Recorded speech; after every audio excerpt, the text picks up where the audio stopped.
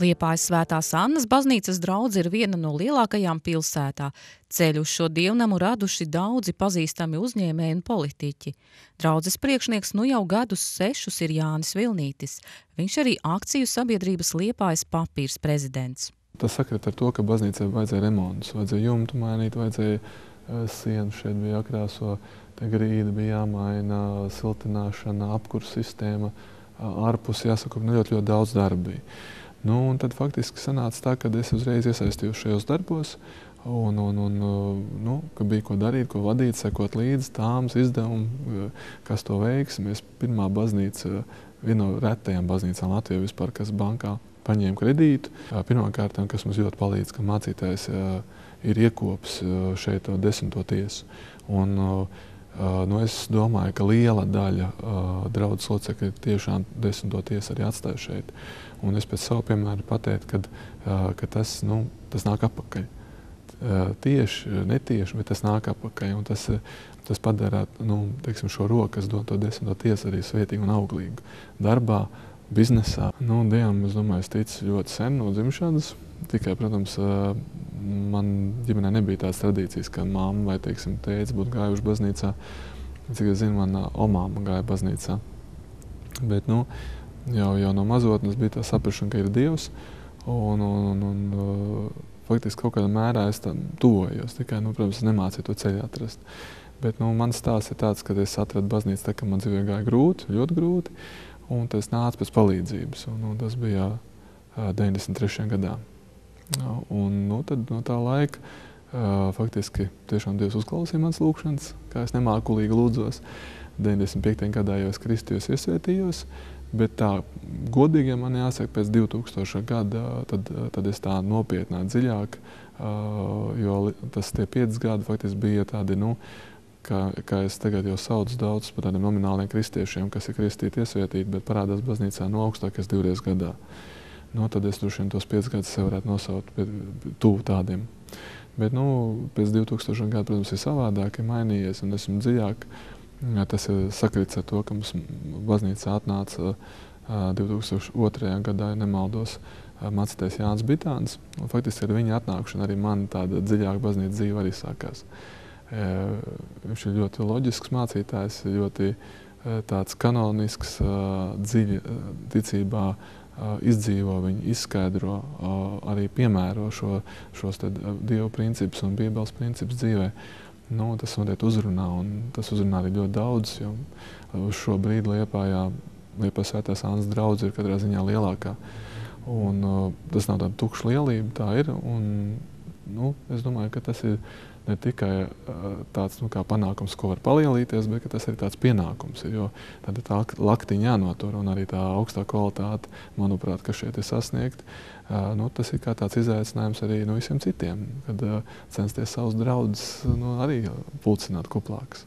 Būdams pārliecināts kristietis, Jānis Vilnītis pēdējos gados, sākot no pelnu dienas, ievēro gavēni, atsakoties no nevajadzīgām dzīves baudām un kaislībām. Vairāk, protams, neiet runa par fizisku diētas ievērošanu vai kā, kas pats par sevi man nav slikti, bet, protams, pamatā ir cits, kas tā ir garīgā attīrīšanās, tā ir lūkšana, tā ir arī šī krusta izdzīvošana šajās 40 dienās, kad Kristus, protams, visnopietnāk gavēja, viņš neēd, nedzēra. Un viņa kārtnēm bija daudz lielāka. Mēs nespējam viņu samēroties, bet mēs varam censties līdzināties. Un tad arī katrs pēc savas gatavības pakāpes, 40 dienās, mēs izmeklējam savu sirdsapziņu, mēs gatavojamies grēksūdzei, un cerams, ka lielākā daļa arī to grēksūdzi pie mācītāja piesaka un arī iziet. Vismaz reizi gadā, ja ne biežāk. Biznesa vide ir nežēlīga, kur valda savi likumi, tomēr Liepājas papīra vadītājs neslēpj, ka savā ikdienas darbā izdodas saglabāt kristīgo pārliecību. Man šķiet, ka ļoti labi savienojās, un kad faktiski ir tā, ka tu saproti, ka nevis tu nosaki, bet īstenībā ir Dievs, kas visu redz, un tas spēles laukums ir viņa, un arī tie resursi, ko viņš dod cilvēkam, ko dod arī uzņēmējiem, arī uzņēmumam, ka faktiski tas ir tas, ko mēs saņemam no Dieva, kā talantus, kā iespējas, ka to citām acīm skaties. Un tad arī tu varbūt esi mierīgāk savā biznesā, tu proti pateikties arī par labām lietām un arī izturēties par tiem, kas no tevis ir atkarīgi arī savādāk. Līdz ar to, manuprāt, man personiski noteikti kristīgā domāšana un pārliecība tikai palīdz biznesā. Vai jūs arī vēršaties pie augstākajiem spēkiem, kad jums ir jāpieņem kādi izšķirīgi lēmumi, jāparaksta svarīgi dokumenti? Nu, man blakus kabinetā ir kapela, kur es katru rītu sāku ar lūkšanu. Un ja man ir nozīmīgi projekti un tādi lieli projekti vai izšķiroši tādi brīži uzņēmumam, kad ir kaut kāda krīzes situācija, vai krīzes situācija bijuši ļoti daudz par šiem gadiem, tad noteikti es vēršos pie Dieva, lai man palīdz, lai dod padomu, lai man stiprina. Un es varu pateikt noteikti, ka man līdz šim vienmēr ir palīdzējis. Un arī faktiski padoms. Es negribu teikt, ka es dzirdu balss vai kaut kā, man tur kaut kāds teksts būtu iekšā, bet tā ir tāda iekšēja lieta, kad man nostiprinās kaut kāda konkrēta pārliecība, ka tas ir pareizi. Varbūt citi to sauc par intuīciju, bet kādā ziņā es redzu, ka Dievs mani vada. Un tāpēc arī tie faktiski mani panākumi jau nav mani, tie Dieva panākumi. Viņš vienkārši ir svētījis šo vietu, šo uzņēmumu, arī mani. Un arī tad faktiski tas ir viņa nopelns. Un, manuprāt, es arī sevi redzu kā Dievu kalpu tajā visā, kur viņš man ir devis veselību, spēku, iespējas, resursus, ģimeni. Un to es arī lietoju un cenšos lietot pēc tiem principiem, ko viņš mums ir pateicis. Vai jūs savās lūkšanās arī aizlūdzat ne tikai par biznesu, par savu draudzi, vai jūs aizlūdzat arī par Liepāju? Viennozīmīgi. Es aizlūdzu arī par saviem pretiniekiem.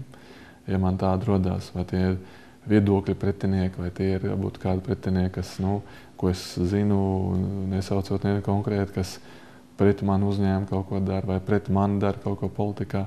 Es vienmēr īpaši aizlūdzu par tiem cilvēkiem, jo tā ir, es saprotu, tās ir kaislības, kas mums pārņem tajos vājuma brīžos noteikti, kad liekas, ka tas vieglākais kaut kā to cilvēku tā kā uzskatīt, ka tas mans pretinieks, viņam, ja es kaut ko slikti izdarīšu, man būs labāk. Īstenībā jau nē, īstenībā jau pašam pēc tam kaut kad kļūst vēl tikai sliktāk. Jo tas vienmēr nāk apakaļ kā bumerangs. Ja mēs kaut ko citu sliktām vēlam, tas vienmēr nāk apakaļ. Un, protams, lūkšanās es lūdzu gan par savu pilsētu, gan par savu darbu. Mēs nedrīkstam pamest un aizmirst vērtības, uz ko balstās mūsu tauta, mūsu valsts. Tās ir faktiski tas, ka šajā laikā notiek tāda vērtība pārspēlēšana, ka mēs atkāpjamies no tā, kas kādreiz pat nebija jāstāsta, ka tas ir pareizi, un ka ģimene tas ir pamats visam, kad tev savu sievi jāprec, savu bērni ir jāmīl, viņus nevar pamest, un daudz citas lietas, es nerunāšu varbūt par tādām ļoti negatīvām lietām, kas arī tagad ienāk iekšā, kas it kā maskējas aiz tolerances, aiz kaut kādas tur līdztiesības vai kaut kādām tādām skaistām, smukām vārdiem un lietām, bet īstenībā pamatā tam ir grēks, izlaidība, aiziešana prom no mūsu īstām vērtībām. Pat ja mēs nerunājam kristīgām, pat tās ir tautā ierakstīts arī mūsu tautas tikumos, ja mēs pat nerunājam par kristīgām vērtībām. Un es domāju, ka to es varētu novēlēt, ka baznīca ir tā vieta, kur jūs tās vērtības atgūsiet, sapratīsiet, un tas noteikti sakārtos jūsu pašu dzīvi un ģimenes dzīvi, un beigās arī mūsu pilsētas un valsts dzīvi.